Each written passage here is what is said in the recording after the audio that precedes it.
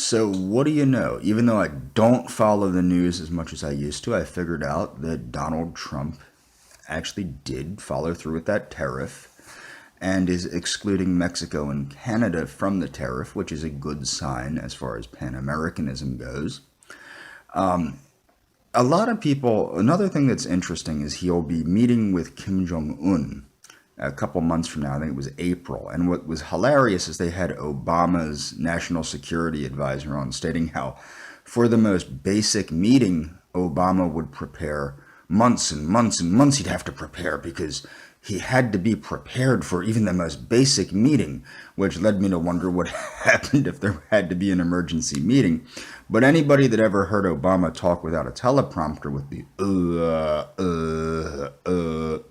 clearly understands that Obama probably needed months of preparation because the dude couldn't speak.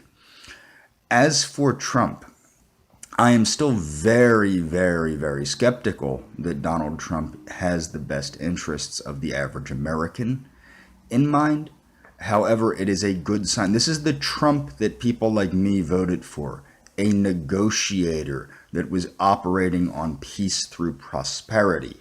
Now, he's also going to be attending the Summit of the Americas, which in Peru, which hopefully will turn out well.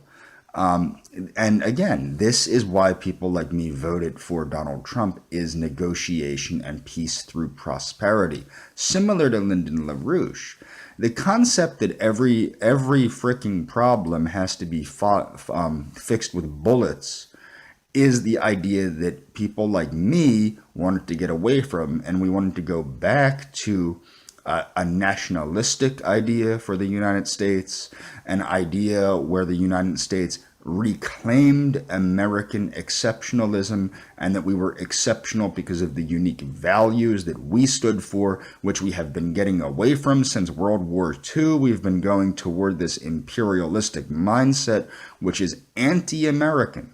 The imperialistic mindset that has been pushed since the end of World War II has been patently anti-American. But both the Democrats and the Republicans accepted this imperialism, this bullying, this basically being a whore to Israel mindset, which Trump still has not. Trump seems to make us more of a whore to Israel than many other presidents have. But the concept of negotiation and negotiating with foreign powers, this is positive, I think. Especially when he is exempting Mexico from tariffs that he is putting on Europe. I see this as a good thing. What many people don't understand, for example, NATO, when Trump said he wanted to withdraw us from NATO or dissolve NATO, many people like me saw that as a blessing, because what people don't understand, the United States pretty much funds European defense at our expense. We train European militaries at our expense. We give missile defense systems to Europe at our expense. And that was not the intention of NATO. The intention of NATO is nations would work together for our common defense. Ironically, Mexico, Canada, and the United States through NORAD do work together for the common defense of those three nations. The idea, now I'm not partial to Canada. I consider it European because it's part of the British Commonwealth. But what I would like to point out is this. I'd rather be working with Canada and Mexico than Hungary, for example. I do not see as much of a common interest with Hungary as I do with Mexico and Canada, geographically or even culturally.